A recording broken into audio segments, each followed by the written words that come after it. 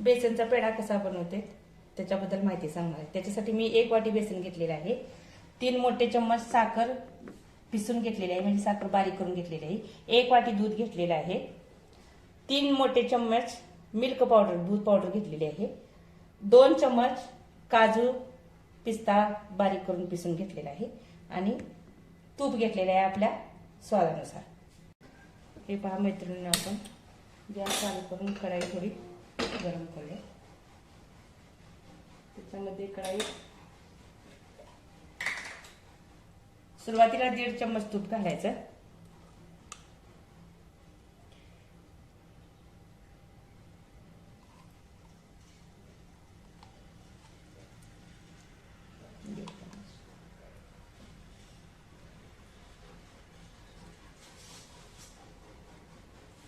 हे पूर्ण वितळलं।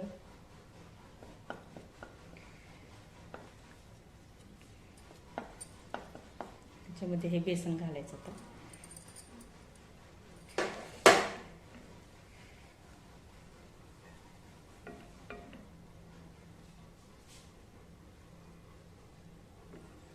बेसन खाली लागून द्यायचं नाही, हलवत राहायचं, कारण बेसन खाली लागलं की करपट असा वास येतोय।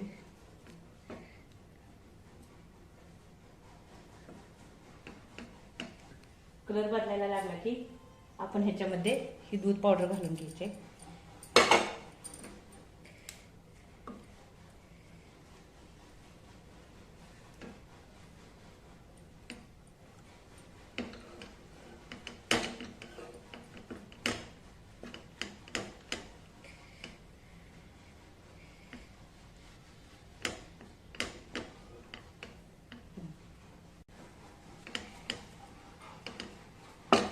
आपण ह्याच्यामध्ये दूध घालायचं आहे,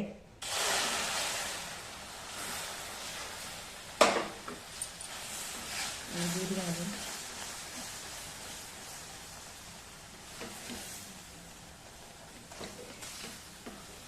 पूर्ण हे मिक्स करायचं आहे, एक जीव होईपर्यंत। त्याच्यात छोट्या गाठी होते, त्या गाठी फेटून घ्यायच्या व्यवस्थित। आता आपण ह्याच्यामध्ये अजून 1.5 चम्मच तूप घालायचं आहे, म्हणजे हे कढाईला चिपकत नाही बिलकुल।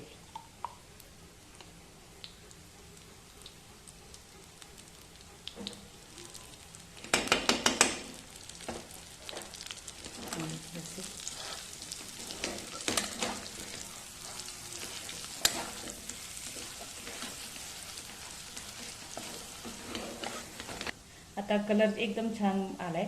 ही आपण काजूची पेस्ट थोडी हलकी मोठी करून घेतलेली आहे, ही घालायची याच्यात आणि ही पूर्णपणे मिसळून घ्यायचंय।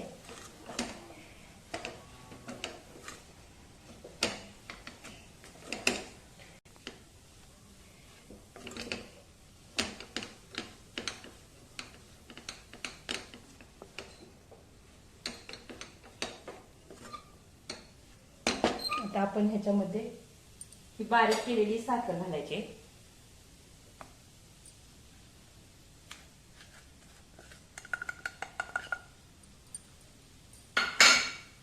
1 वाटी बेसनला 3/4 साखर पिसून घ्यायची, बरोबर 1 वाटी साखर घ्यायची नाही तर ती व्यवस्थित गोडीला येते।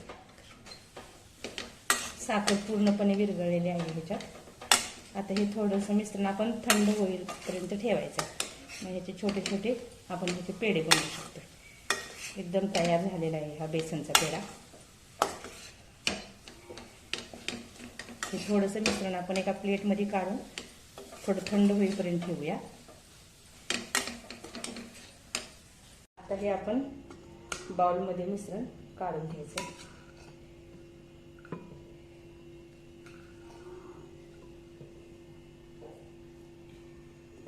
थोडंसं ह्याच्यात काजू पेस्ट मोठी असल्यामुळे हे थोडंसं दाणेदार दिसते।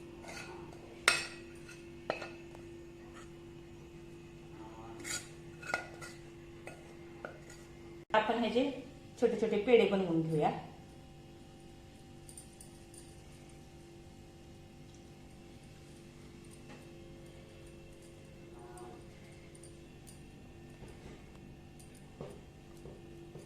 आपण याचे छोटे छोटे पेढे बनवून घेऊया. 1 कप वाटीचे भरपूर पेढे बनतात. जसजसे आपण बेसनचं प्रमाण वाढवत जाऊ तसतसे त्याच मैत्रिणी हे बेसनचे पेढे आपले बनवून तयार आहेत. ह्याच्यावरती मी गार्निशिंगसाठी बदामचे छोटे छोटे पीस ठेवलेले आहेत, काजूचे. आणि तुम्हाला जर हे आवडले असतील करून बघा. खाण्यासाठी अतिशय स्वादिष्ट बनते. बिना खोव्याचे हे पेढे आहेत. जर आवडले तर लाईक करा, सबस्क्राईब करा, कमेंट करा. नमस्कार.